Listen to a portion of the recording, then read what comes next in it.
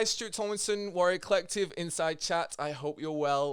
Back once again for another episode. So, I'm kind of, this is a bit of a first for me in many ways, but I'm going to introduce today's guest. It's Dharmachari Suryanaga. Now, he's recently ordained Buddhist from a UK-based order. And actually, this is the first time I have a family member on my podcast. He's actually my nephew, and I'm really excited to have him on. And actually, because obviously I know that he's been involved in Buddhism for a long time, but because he's been recently ordained, there's going to be a lot of learning for both me and everyone listening today. How are you today? Yeah, really good, thanks. Yeah, really good. Yeah, really excited to chat to you, Stuart, about this. Yeah. No, I know it's obviously we saw each other the other day. You've been up recently, but like I said, I've not had a chance to really kind of speak to you as much on this topic as I would have liked. So, this is perfect because obviously we can touch upon kind of how you kind of came to being ordained in a minute, but Buddhism and martial arts, to some people they kind of like. They might conjure up images of them being hand in hand, the old kung fu films, or Shaolin temples in backdrops. And other people will think, well, actually, they can't be anything to do with each other because Buddhism's about being a pacifist and martial arts is about being fighting. So there is a bit of a strange relationship there. But before we get into that, then, as a young British citizen. How did you find yourself on the Buddhist path then? Yeah, great question. So I'm here at the London Buddhist Centre where I live currently in a community just above the London Buddhist Centre. But I'm in the main shrine room at the moment where we do all of our classes. And I've grown up round here in Bethnal Green in East London, and. I came along to I've always known that the London Buddhist Centre was here. It's a big kind of red building. It's an old converted Victorian fire station that you sort of can't miss. But I never thought, that would be somewhere where I go in. I sort of, probably had the same kind of idea that most people have of, Buddhism maybe being something that, that Buddhists do. I didn't do because I wasn't a Buddhist.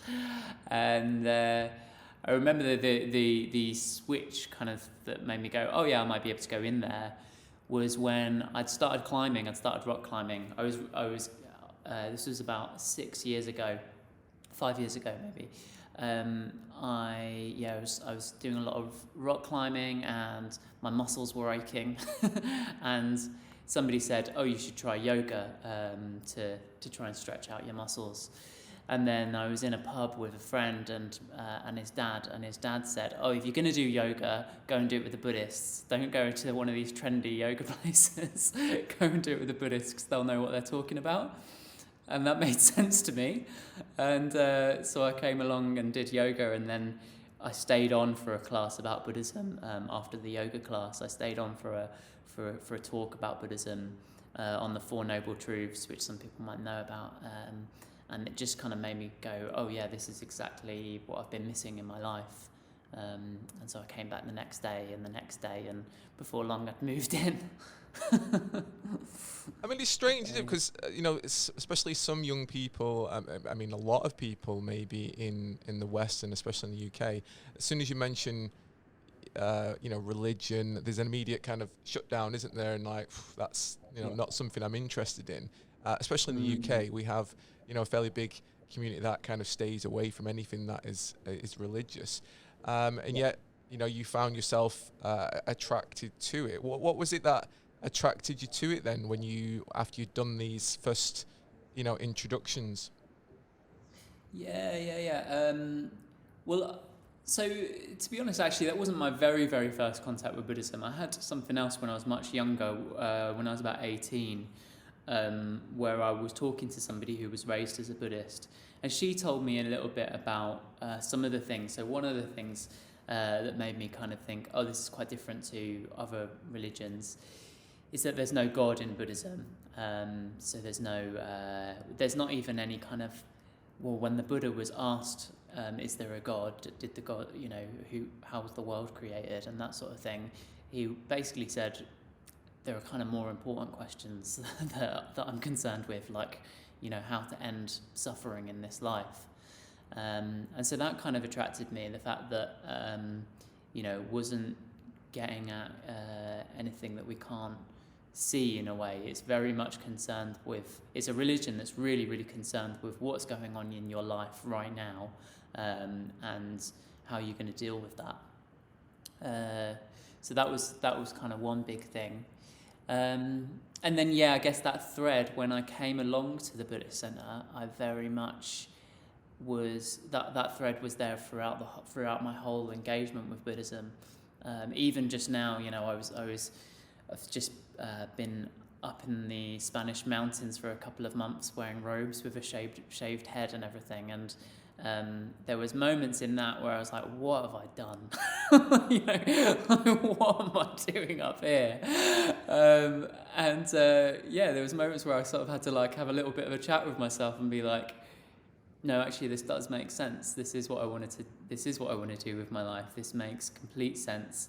And it is the only way I can kind of like make sense of the world and like have some sort of purpose in my life, basically. Yeah, I mean, so stereotypically people, again, some people, I'm not saying everyone, when they conjure up images of a Buddhist, they'll be thinking an old, wise, overweight gentleman, in a robe, almost, like you see on statues, who's long beard, very wise, sat in the mountain somewhere, kind of not able to eat anything but being very relaxed and very happy. I mean, they're some of the cliches, aren't they? So, what sort of process did you have to go through to be ordained then? What does that entail? So so after I was kind of I'd been coming along to the centre for a while, I started to kind of make friendships with people here, and I'd started to I joined a study group, and I decided that I was a Buddhist. We have this kind of ceremony where you decide that you publicly state that you are a Buddhist, and you don't have to kind of you have to kind of like make sure that you know that you are a Buddhist at that point, but that's not quite getting ordained. You have to train for it. But for ordination, you have to ask for ordination first, and then you have to train for it for a number of years. And that involves going away on a lot of retreats where you study Buddhist texts, you do a lot of meditation, you do a lot of kind of reflection, and make more strong kind of relationships, more strong friendships with both senior people in the order, so we call those kind of vertical friendships, and then more kind of like peer friendships as well. You've got to have a good base of kind of peer friendships, which we call kind of horizontal friendships. Those are really, really important things. And then when your teachers, basically the senior kind of members of the order, feel that you are ready, and that's particularly around that they think that you have, that you're kind of integrated enough so you really know what you kind of want to do with your life. You're bringing all of your energies in one direction, and you're positive enough, you're emotionally kind of healthy enough to make such a kind of to make a lifelong commitment and really kind of stick to it and know what you're committing to. Once they've kind of felt that you have those, then they'll invite you to be ordained, and then there's the ordination process as well. So in the ordination process, we're given new names. So Suryanaga is my new name that I'm still kind of getting used to. So are my family, you're also given a special meditation practice where you're meditating on a Buddha figure that resonates with you as well. Those are the kind of like main things that you take on at ordination. So, I guess going forward now, what does someone who's ordained? Is it a paid job? Is it, is there a set hours, or is there a Yeah. thing that you're supposed to do? So what is it you're supposed to be doing right now then? It's definitely not a paid job, unfortunately. Yeah, it's interesting, isn't it? Because you talked about those kind of maybe preconceptions people have of Buddhists, and those are kind of taken from Eastern cultures where there is that kind of real clear monk-lay divide. And there's a culture of supporting monks in the East that goes back thousands of years, where religious people who had devoted their life to kind of the religious path, were supported by the laity, by the people who kind of wanted to have family lives, etc. In the modern West, and increasingly in the modern East as well, we don't have that culture so much of kind of like lay people supporting religious people to lead that life. So our order, the Triratna Buddhist order that I'm part of, is a fairly new Buddhist order that is trying to work out how do you have a really committed Buddhist life in the modern world. And so we don't get paid to be order members, but lots of us work in Buddhist organisations, different Buddhist organisations. I've just taken up a new job in a Buddhist charity, preserving the teachings of the founder of our order. Lots of people work in Buddhist centres like this, or we have things like a bookshop nearby and a second-hand clothes shop where there are Buddhists working there as well. But you don't have to work in a Buddhist context. I could have carried on working in my government job if I'd wanted to. So, again, what I mentioned earlier is a lot of people have these, ideas that, to be a Buddhist or to be ordained, you have to give up stuff. What are the hard and fast rules then to being an ordained Buddhist? Is there dietary requirements? So you tell me what are the hard and fast rules? That's yeah. So I sort of hesitate to say it, but in a way, there's no hard and fast rules.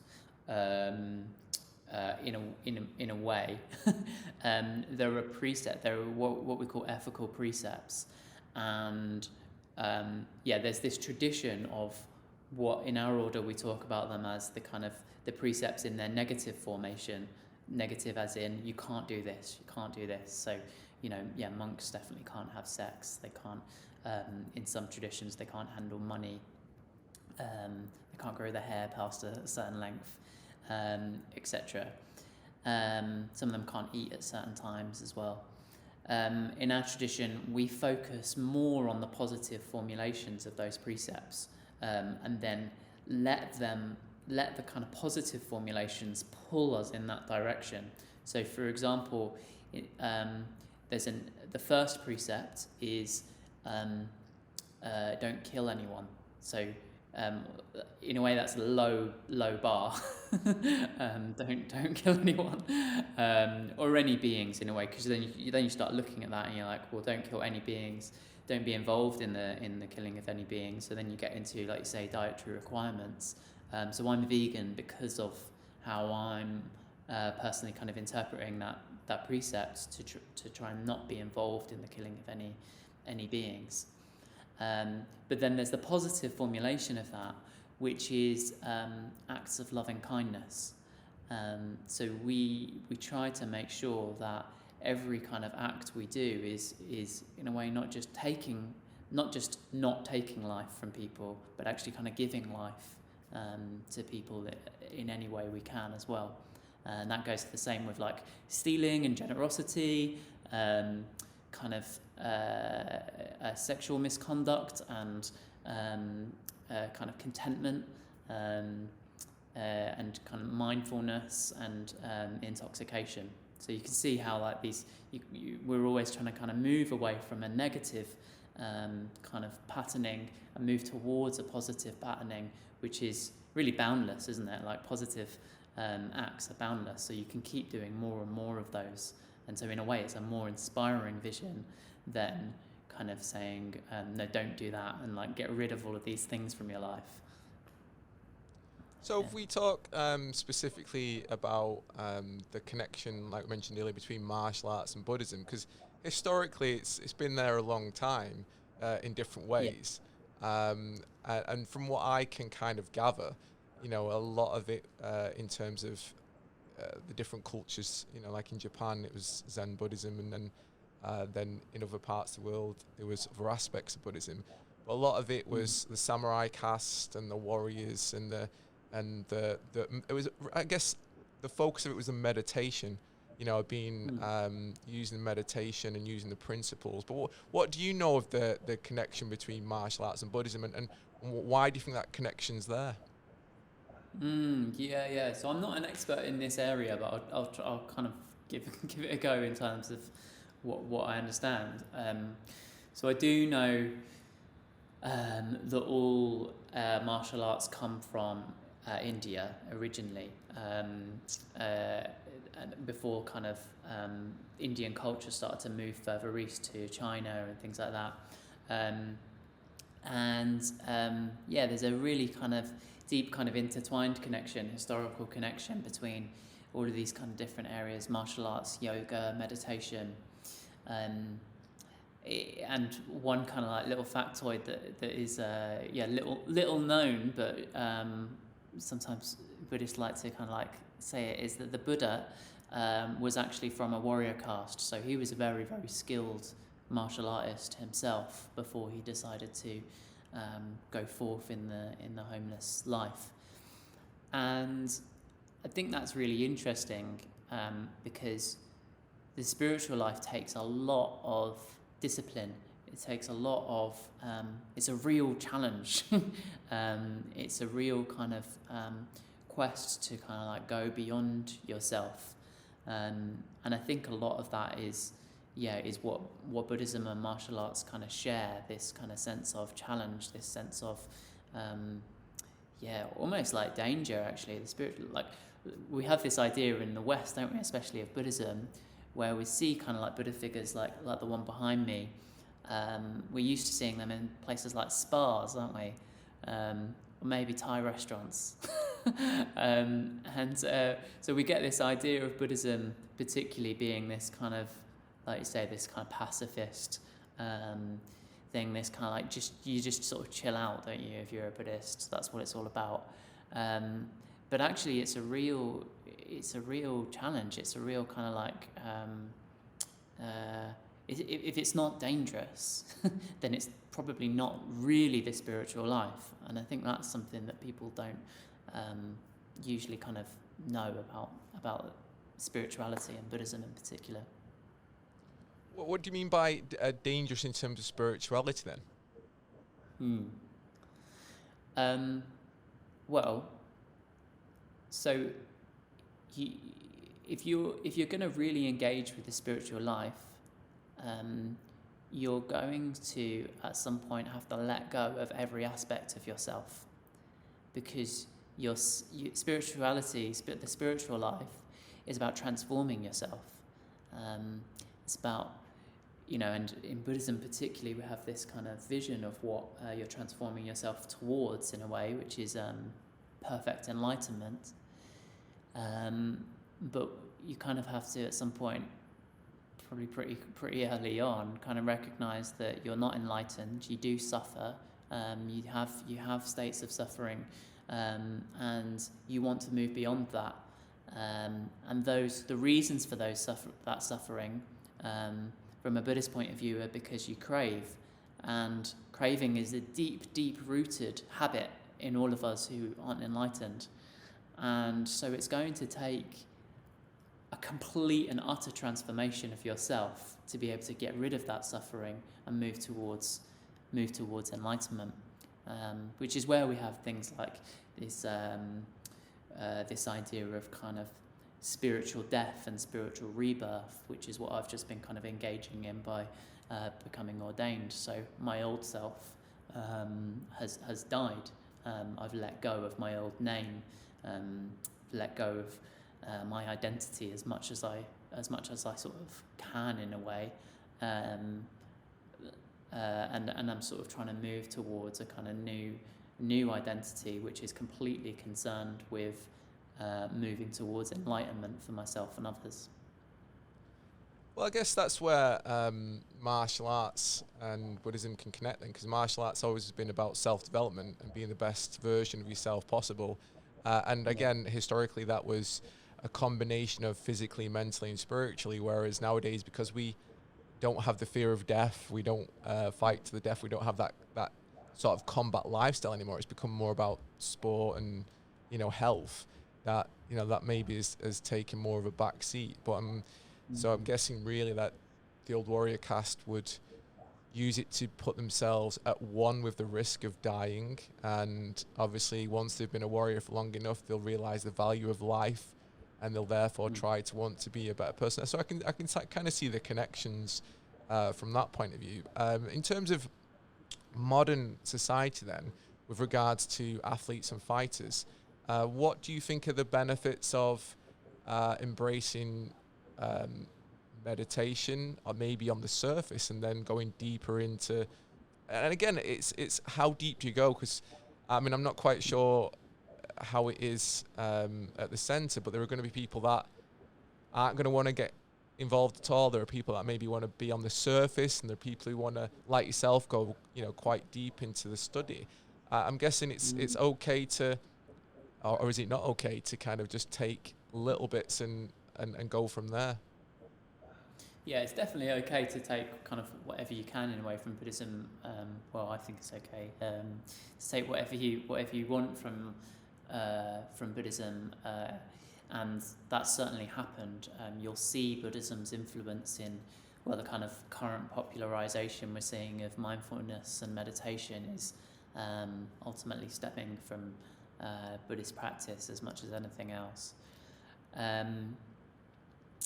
Yeah, so I think, well, there's a few questions in there that you just asked. One of the things that really springs to mind is around awareness.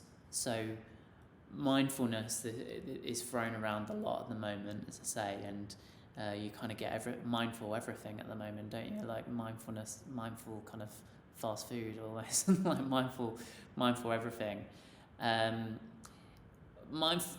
So it's almost being used so much that you don't even know what it means. Really, mindfulness means awareness, and you can have an increased awareness of anything. So the first sphere of mindfulness in Buddhism is mindfulness of the body and the breath, and of course in martial arts, in any sports, you're going to have a lot of, well, mindfulness of the body is really important. You're going to be developing your mindfulness of your body, but also any practice that you do. So if you do a formal meditation practice outside of your maybe martial arts practice, you're in a way taking out the rest of the stimulation in terms of like the outside world, the person that you're maybe kind of sparring with or whatever.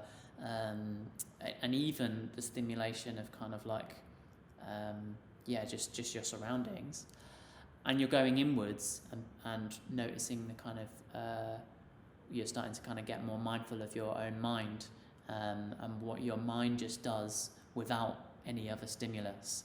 A lot of people when they first meditate are quite surprised by how much their mind is just doing without them adding anything else in. Where their mind, I'm often surprised, especially when I go on a solitary retreat. So before I got ordained, I did a month-long solitary retreat in a cottage on my own, and you just come back to the same stuff again and again, and I then have to kind of go, okay, well, when there's other stuff in my life as well, when my life is more complicated than just being on my own in a cottage for a month, that stuff is playing out as well, but it's maybe kind of more under the surface, and it's affecting everything else I do. So of course, whatever you do in life, whether it's martial arts or anything else, your mind is going to be affecting that. The state of your mind is going to be affecting that. And so I think it's really, really essential for everybody to kind of work out, what does their mind do when it's left to its own devices? What is their mind doing every day? and how can you kind of affect that? How can you work with that, especially when you realize that it's doing something that maybe isn't particularly helpful? Yeah, I mean, I'm guessing that, like you said, we're talking martial arts as, as a kind of analogy here, and there's a lot of elite level fighters who are, who will have self doubts, and they'll be looking around, how can I improve my performance, and also a lot of what you've said about Buddhism will resonate with a lot of athletes who are wanting to improve, and then they realize that obviously improving your physicality is just one token, and actually you want to make a difference in the world, you want to be better. But in terms of meditation then, because I've got a friend who's called Greg Wotton, actually. Who's a Muay Thai world champion, and he used to live not far from the Buddhist Greg, Center. yeah. Oh, have you met Greg? We were on a retreat together. Yeah. I met Greg a few years ago. Yeah, so Greg, obviously I know Greg really well, and he's told me many times, that he really enjoys, being involved with going to the Buddhist Center and meditation. So in terms of meditation then, for anyone, but in particular, I guess, an athlete then, how do they go about it? Because it's one of those things that it's always sounded good to me, but then I've kind of never had I found myself never able to do it. How do you get someone to be able to meditate then? And what do you think are the benefits from that meditation? Yeah. So I definitely think that anyone can meditate. Sometimes people kind of try it and they think, oh, I can't do it. I definitely think everyone can. One of the things is having a good teacher who will be able to work with you. I mean, we live in a very strange time historically, don't we? Because everything's just so different with the internet. And so we sort of think that, I should just be able to learn meditation with an app or something. And then if that doesn't work, we think, oh, well, I can't meditate. But historically, meditation would always be taught one-on-one. You wouldn't even have like a class like we have here. You'd have one-on-one tuition where somebody's kind of, your teacher is really responding to the very unique, potentially kind of responses that you have in your own mind. But there are commonalities, and so we can teach kind of at scale to some extent. One of the big things I often say to beginners when I've been teaching, this is a metaphor a friend of mine came up with actually, who's an Australian who used to surf a lot. He used to say, when I go surfing, I fall off the surfboard, and then I get back on the surfboard, and at no point do I think, oh, that shouldn't have happened. I shouldn't have fallen off the surfboard. I should have just been able to like carry on, because you just think, well, that's part of surfing, isn't it? You fall off. In the same way with meditation, when you get distracted, that is part of meditating. It's very, very much part of meditating, and how you come back, when you come back, how you come back to your meditation is where the real kind of work is. I can imagine there's a lot of parallels there with martial arts as well. When you get punched in the face, I can imagine you're going to need to kind of not go, oh, that shouldn't have happened. Why have I got punched in the face? You're going to have to kind of go, oh, that's part of it. And whatever my mind starts doing when that happens, you're going to have to work with that and somehow kind of maybe go, well, we'll start making kind of better choices about how your mind responds to those things. So when you talk about meditation then, are you trying to have a completely blank mind? I'm just trying to get how you coach, how you teach meditation. Yeah. That's what a lot of people think, isn't it? That you're trying to get to a blank mind. Not really, no. I mean, it's not a very helpful way of thinking about it, at the very least. Sometimes people, I'd say don't think about it like that. Think about it as you're trying to focus on one thing, and you're trying to just come back to that one thing. So we teach, to beginners, we teach two kinds of meditations at the London Buddhist Centre. So there's the mindfulness of breathing and the metta bhavana, or development of loving kindness. And in both of those meditations, well, in all meditation, you're trying to focus on something. You have an object of meditation. And in the mindfulness of breathing, that's the breath. So you become more and more aware of your breath, which can sound really boring. I definitely thought it sounded boring when I started. But then I kind of realized, how much there is going on there. Not just in terms of certainly in terms of like the texture of my breath, the kind of but the whole relationship between my breath and my mental states. So even just the fact that if you breathe out for slightly longer, your heart rate starts dropping and you start calming down, you start relaxing. And when you start relaxing, you start being able to become more aware of what's going on. You start being able to take in more, and start being able to see what your own kind of responses are and make better decisions about how you're going to respond to things. So becoming more aware of the breath is really, really is a really, really good way to start meditating. And then the other one we do is about kind of cultivating, kind of like more kindly awareness of yourself and other people. And that's, of course, a very important thing to do as well. Yeah, no, they sound really useful in terms of like everyday life. And again, if we keep using the analogy of martial arts, given that's my kind of background. So for an athlete of any description, but especially in combat sports, there's a lot of apprehension before an event, before a fight. And sometimes, if you let your mind run away with you, then your performance lessens and you have self-doubts. Whereas, the things you're talking about there about meditation are about, focusing and relaxing and bring yourself in the now rather than thinking about the what if and the what before, isn't it? Yeah, that's right. Yeah. So, there's a very popular book some people might have heard of called The Power of Now. I've not read it, but I do like the title. I know it's based on a lot of Buddhist teaching. And that's very much, all about this kind of thing of...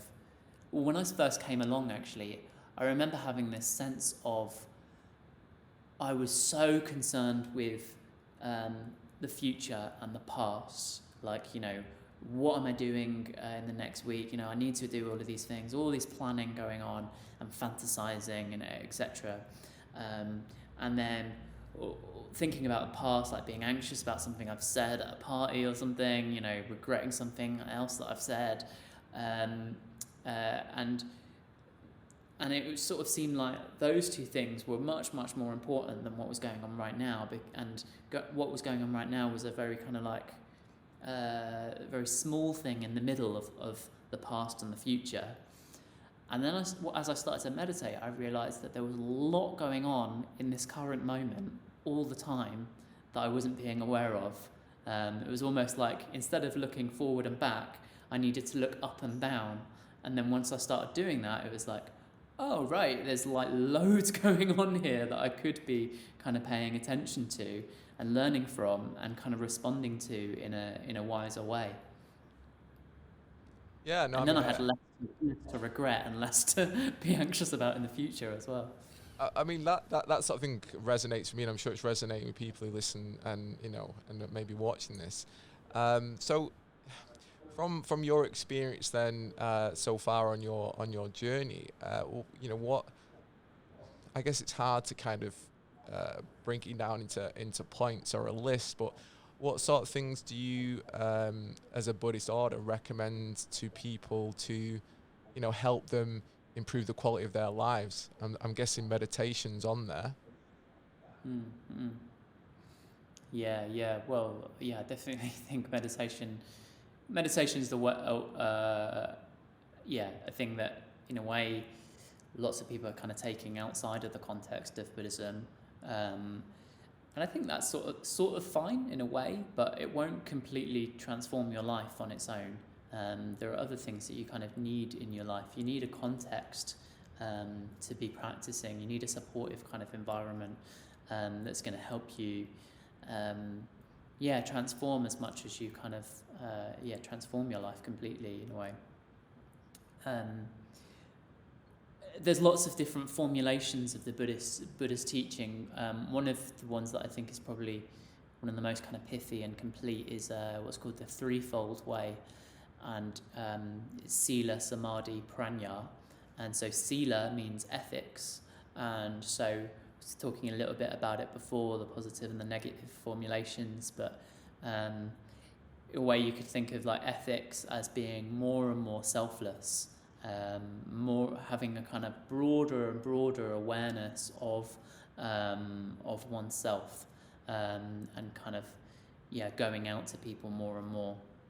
And then samadhi means meditation, so we've kind of been talking about that. It also means concentration, and it also means energized calm. So I think those are things to also kind of reflect on in a way when we're kind of thinking about what's the point of meditation. Well, it's not just about relaxing. It's not just about, that's what going to sleep is for. It's about actually kind of having an energized focus that you can where you can make wiser decisions. And then prajna means wisdom or insight, and that's about kind of understanding reality as it really is more and more deeply. So we often, one of the things that Buddhism says about the way that our mind works is that everything is impermanent. In reality, everything we will come into contact with, everything in our lives is impermanent. It will end at some point. Every experience we have will end at some point. But we don't sort of seem to act like that. We get attached to things as if they're always going to be the same, and we're always going to have these things. And even, I guess, in martial arts, you could even think about that in terms of your body. Like your body is going to become very important to you if you're a martial artist, and of course your body's impermanent as well. And that's quite a heavy thing to take on in a way. But I think everybody needs some sort of context, some sort of way to make sense of that. And Buddhism, is kind of offering a whole set of kind of reflections and teachings that allow you to come to terms with that a little bit more. Well, I know in Thailand, obviously Muay Thai, Thai boxers, some people know it is a national sport, and there's a very, very big correlation in Thailand. They've got the statues, the amulets, the shrines, even within the gyms. In some locations. What do you know about the Buddhist connection in Thailand? Then, do you know anything about that? Well, I know that in Thailand, Buddhism is more of a sort of national religion. So it's more just in the kind of country's context, in the same way that Christianity is historically the national religion of the UK. And so I wasn't raised as a Christian. I was never christened or anything like that. But I'm definitely very aware of Christianity just from being raised in the UK, and so there's that sort of sense of kind of cultural Buddhism in places like Thailand, and I think that comes through in lots of different ways in their culture. I wouldn't know exactly how because I've not been to Thailand, but I know that in India, for example, they have a kind of real culture of celebrating death in a different way, for example, and I'm sure they do in Thailand as well. I know in lots of Eastern countries there is a sense of, there's more of a sense of kind of honour, isn't there, of looking up to one's teachers, and I think that's something that is really lost in the West. This sense of kind of reverence and looking up. For some good reasons, and we're talking about being wary of religion. I think there are some good reasons to be wary of religion, in that way. sometimes people have taken advantage of that kind of looking up, guru disciple relationship. But it's also really, really important. Everybody needs somebody to look up to. Everybody needs a teacher, really, and somebody that they can really trust and look up to. I know that's been really important in your life as well, looking up to your teachers. I'm sure it is for every kind of martial artist, and I think that's definitely a parallel between Buddhism and martial arts. It's that sense of being part of a lineage. I definitely think of myself being ordained. One thing that happened for me was I was like, I'm now part of this lineage that goes all the way back to the Buddha. Yeah, I mean, that's definitely in martial arts. Obviously, in a lot of martial arts, like Brazilian Jiu-Jitsu and Judo and, traditional art forms, they have lineage, the instructors, whose instructor was whose instructor. And they use that, obviously, as a way to track back, use that as a way to portray their ability. Oh, here's my teacher, they were very good. And I know in Muay Thai, they have a kind of Teachers' Day once a year where you celebrate your teacher with gifts, and you have a day where you kind of pay your respects more to them on that day. So yeah, I guess there is those similarities in that sense. I mean, if we look at like modern day society, then we talked about martial arts, and obviously we're in a very social media driven, image obsessed time with everything that's going on. How do you convey Buddhism to a new generation to get them on board and interested in with those aspects in play? Yeah, that's the golden question, isn't it? Once you've worked that out, let me know and we can tell everyone here. I think, I mean, it's got to speak to the issues today. I mean, the thing that's got me kind of on the path of Buddhism, stuck me to it, is the fact that it really does speak to the issues I face today, particularly in terms of the way that I just keep kind of, unless I look at my mind and what I'm doing, I just keep making the same mistakes in my life. And that's, we see that playing out. You mentioned social media there. We all have this really, really addictive, lots of us do, have this really addictive relationship with social media, don't we?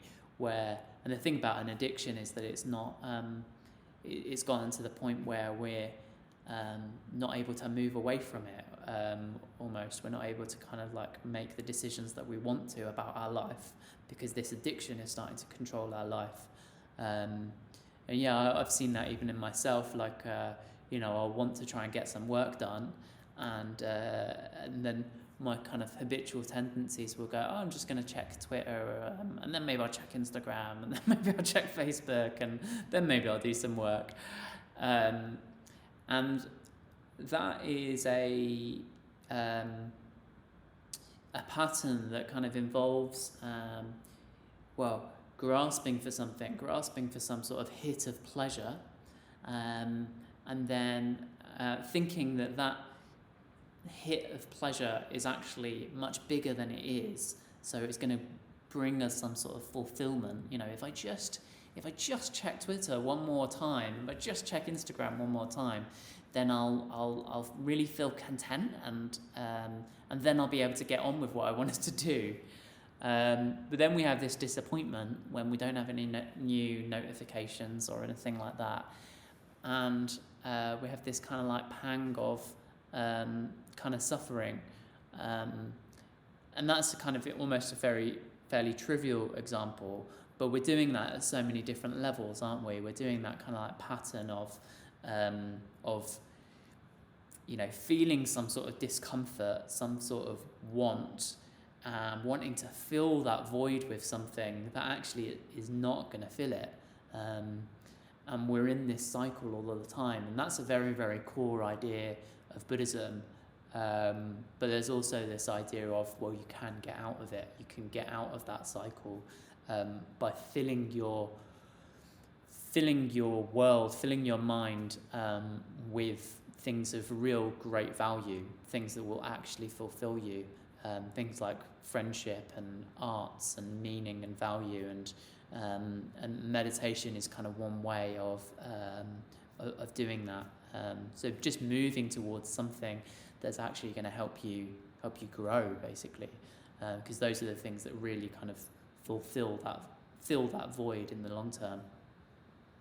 Yeah, I know. I mean, I completely agree. I definitely struggle with that because when you work in a modern day world and you've got businesses, you've got to be on social media, and then before you know it, you're being overrun with it, and you're kind of like wanting to throw it through the window and get off it, and then you can't. Well, I can't because that's how people find things and communicate nowadays. So it is very difficult. I mean, one thing that I would like to see in terms of martial arts is, and it's something that I need to get better at, is how we bring the kind of spirituality side back into it, because obviously I feel like a lot of us are very good at teaching the physical, and to some extent the mental aspects of that, because they have to go kind of hand in hand, but we sometimes neglect, what would have gone on, many, many years ago, as its core would be that, that spiritual side of it. And because we now focus more on that sport, the fitness, the health, we sometimes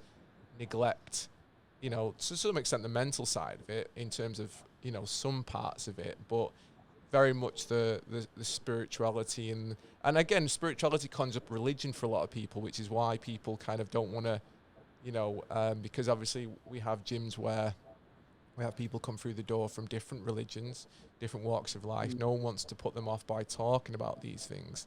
But, there always used to be a way of kind of addressing that fact, if that makes sense. Yeah. And I think it's partly because of the culture that we're in. Like, if you look at the modern Western culture that we live in, it's very much a culture of scientific materialism. So science has become such a dominant kind of worldview in lots of, and that's been really, really positive in lots of ways. The scientific method is a very, very good method for kind of understanding the material world better. But it's not necessarily the best method for understanding kind of like the depths of our own mind. If you want to engage with your own mind more, probably want to look at like art, for example. Like art can sort of start engaging with helps you engage with your own mind more, and sport as well, I suppose. Like I imagine a lot of kind of modern sports kind of method is linked to the scientific method as well. But I imagine you don't kind of like literally, come up with a hypothesis and then kind of like make a prediction, and then, like there'll be a lot more kind of art to sports practice as well, I imagine. And that's probably more similar to spirituality than any kind of the founder of our tradition, when he was a monk in India for 20 years. He was an Englishman who was a monk in India for 20 years. Came back to the UK in the 60s. And one of the things he started to say to people was that if you want a parallel to Buddhism in the West, if you want to kind of understand, if you're looking for something that's close to it, don't look at any other kind of religions.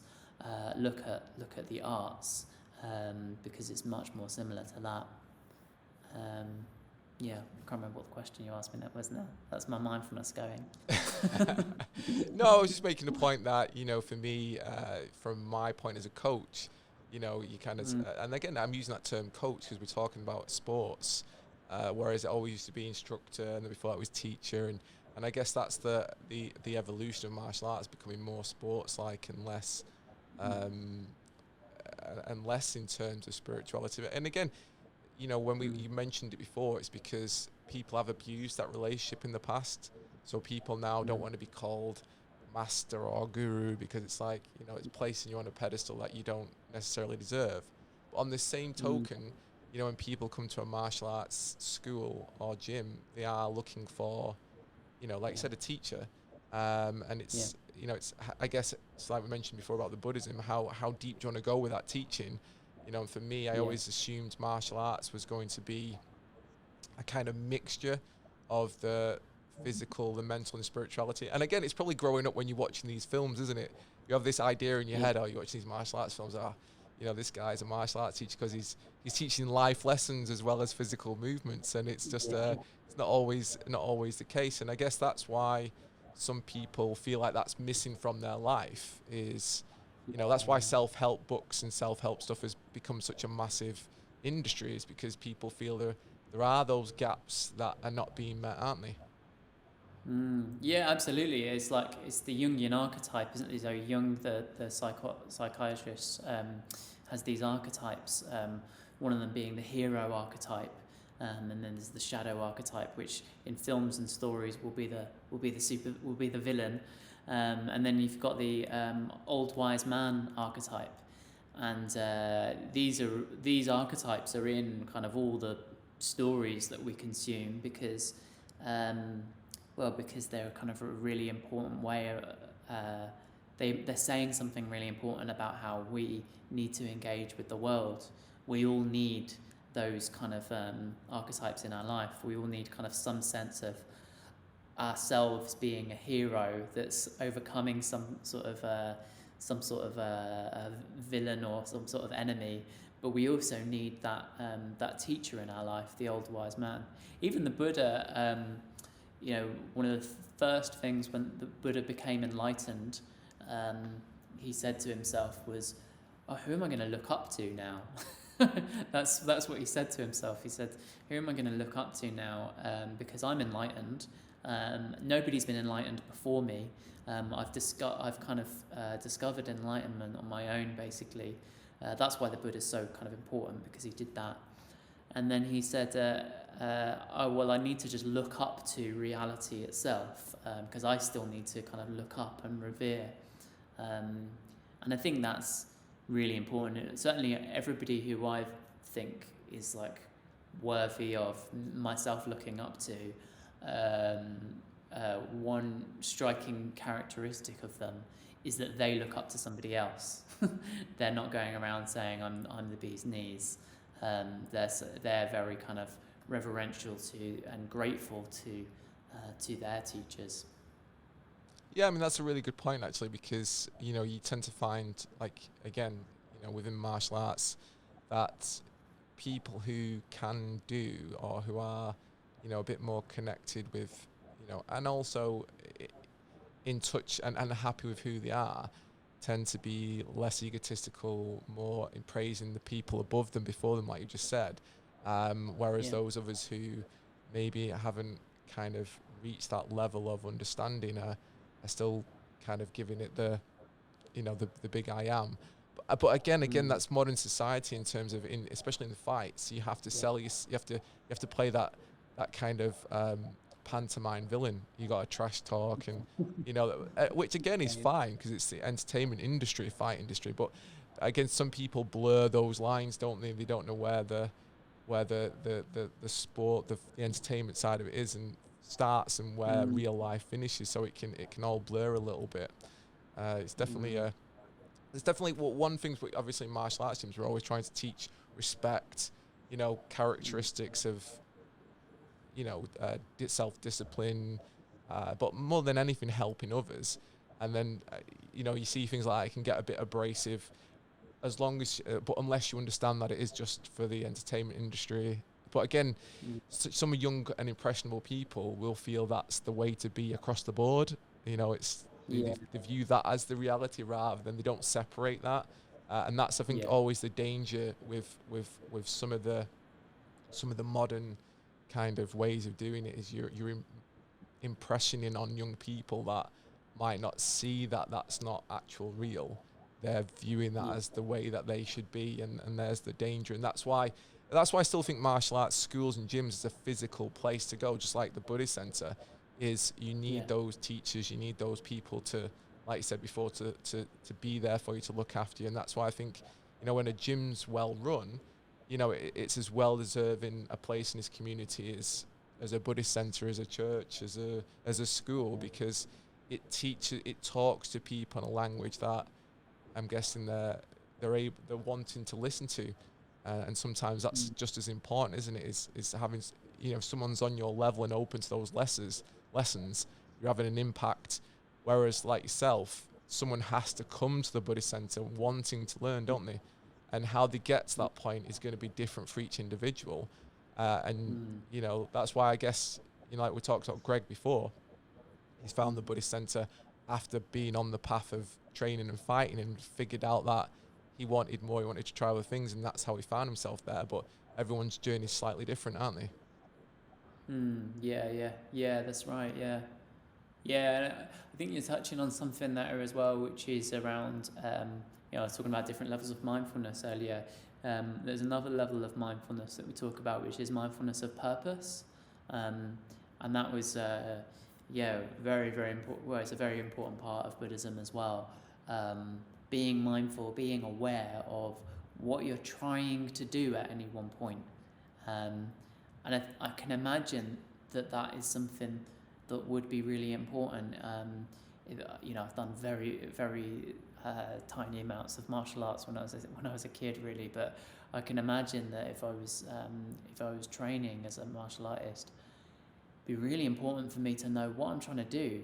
Am I actually trying to hurt that person, or am I training with them, and even if you are in a competitive, at a sort of competitive level, what are you trying to do then? So you're trying to win the fight, and then what? What are you going to do after you win the fight? Or if you don't win the fight, which could very much happen, what are you going to do then? Zooming out from that level, kind of to the kind of the purpose of your life. What are you? That's not to say that you shouldn't be doing any of those things, but it's got to be, whatever you're doing with your life, there's got to be in the kind of context of kind of knowing what you're trying to do with your life. You see what I mean? Yeah, no, I do. I understand completely. It's one of them, isn't it? It's kind of like we spoke about earlier. It's how deep do you want to go, with anything. And like we said, some people don't want to go anywhere. Some people dig deeper, and I guess it's trying to motivate people. Well, not motivate people. That's wrong, because people motivate themselves half the time. But educate people to want to learn more and improve that aspect of it. Because again, sometimes if you're ignorant of something, you don't really want to improve it. Whereas if you start to understand that actually this is something you can learn about, is of benefit, people will kind of bring themselves towards it. But if someone wants to get involved in Buddhism, then and I know your order's based in London, but if someone's listening to this who's not based in London, how would you recommend they learn more and get involved in maybe further, or getting involved in studying Buddhism? Yeah, well, we've got Suryanaga Buddhist centres all around the world. Actually, the London Buddhist Centre is kind of one of the kind of more older, bigger ones. But we've got Suryanaga, which is our order, Buddhist centres all around the world. Particularly in the UK and India are kind of the two countries we're most present. But America, Australia, etc., we're all over the place. There are also other Buddhist traditions, there are different emphases in different Buddhist traditions. So some of our particular emphases are kind of friendship and the arts, for example, and trying to kind of work out how Buddhism works today. But there are other Buddhist traditions as well, and they'll be quite similar in lots of ways. So I definitely recommend just kind of like finding your local kind of Buddhist center or temple or whatever, and going along, seeing. Most of them will have kind of some sort of open classes for beginners, and have a read. There's plenty of information about kind of Buddhism online as well. But yeah, if you are in London, actually, if you're not in London as well, we do a lot of online things. The London Buddhist Centre, the londonbuddhistcentre.com is a good place to start. Yeah, that will hopefully find you kind of coming into this room at some point. And what is the kind of, we talk about what kind of age ranges in people, what kind of people from all walks of life, all ages, or is it, because I'm guessing that some people are going to think, yeah, that's going to be a certain person or a certain age. But is it per people of all walks of life and ages that come through? Yeah, definitely. Yeah, I was really, really struck by that actually when I first came to the London Buddhist Centre. I was like, oh wow, this is like a real age range. There are people kind of, much younger than myself involved here, much older than myself, people from all sorts of, different kind of ethnic backgrounds, genders, etc. So it's a very kind of, I'd say it's a very inclusive community for sure. Fantastic. Well, I want to thank you for taking the time to have spoken to me today. Obviously, with you being my nephew, I'm crazily proud, of the journey that you're on, and I'm looking forward to learning more. But I found today really informative. I'm sure everyone listening or watching has found it so. And you've definitely inspired me to visit the centre when I'm next down in London. And actually, we have a Buddhist centre in Manchester that I've been kind of thinking, I need to go and have a look in there at some point. So I'm definitely, you've kind of made my mind up to go and have a look in. But thank you once again, and I'll write up and put all the links and everything on how they can find out more about the Buddhist Centre. And I look forward to speaking to you more about on this at a later date then. Yeah, great. Yeah, thank you very much. Thanks for having me, Stuart. That's been really, really wonderful to talk to you. And I'm also mutually very proud of you as my uncle having this great channel and this great platform that's doing really, really well as well. So yeah, that's I think I'm much more proud of your journey. Mine's not quite as impressive as yours, but I do appreciate the kind words. But like I said, I look forward to speaking to you and seeing you next time that we're together, and hopefully we can get some more done at another date. But you enjoy the rest of your day, and I will speak to you again soon.